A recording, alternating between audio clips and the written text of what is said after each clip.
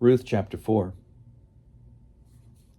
No sooner had Boaz gone up to the gate and sat down there than the next of kin of whom Boaz had spoken came passing by. So Boaz said, "Come over, sit down here." And he went over and sat down. Then Boaz took 10 men of the elders of the town and said, "Sit down here." So they sat down. He then said to the next of kin, "Naomi, who has come back from the country of Moab, is selling the parcel of land that belonged to our kinsman Elimelech. So I thought I would tell you of it and say, buy it in the presence of those sitting here and in the presence of the elders of my people. If you will redeem it, redeem it.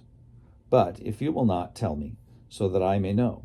For there is no one prior to you to redeem it, and I come after you."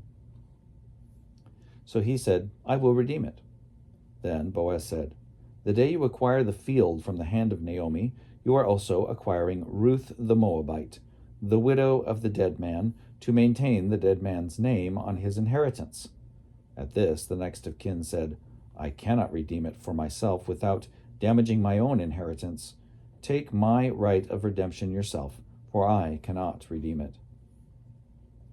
Now this was the custom in former times in Israel concerning redeeming and exchanging to confirm a transaction. The one took off a sandal and gave it to the other. This was the manner of attesting in Israel. So when the next of kin said to Boaz, "Acquire it for yourself," he took off his sandal. Then Boaz said to the elders and all the people, "You are witnesses today that I have acquired from the hand of Naomi all that belonged to Elimelech and all that belonged to Chilion and Mahlon. I have acquired Ruth the Moabite, the wife of Mahlon, to be my wife, to maintain the dead man's name on his inheritance, in order that the name of the dead may not be cut off from his kindred and from the gate of his native place.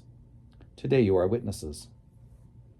Then all the people who were at the gate, along with the elders, said, "We are witnesses. May the Lord make the woman who is coming into your house like Rachel and Leah, who together built up the house of Israel.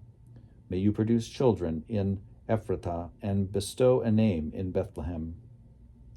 And through the children that the Lord will give you by this young woman, may your house be like the house of Perez, whom Tamar bore to Judah." So Boaz took Ruth, and she became his wife. When they came together, the Lord made her conceive, and she bore a son. Then the women said to Naomi, "Blessed be the Lord, who has not left you this day without next of kin, and may his name be renowned in Israel. He shall be to you a restorer of life and a nourisher of your old age. For your daughter-in-law who loves you, who is more to you than 7 sons, has borne him." Then Naomi took the child and laid him in her bosom and became his nurse. The women of the neighborhood gave him a name, saying, "A son has been born to Naomi." They named him Obed. He became the father of Jesse, the father of David. Now these are the descendants of Perez. Perez became the father of Hezron, Hezron of Ram, Ram of Amminadab, Amminadab of Nahshon, Nahshon of Salmon, Salmon of Boaz, Boaz of Obed, Obed of Jesse, and Jesse of David.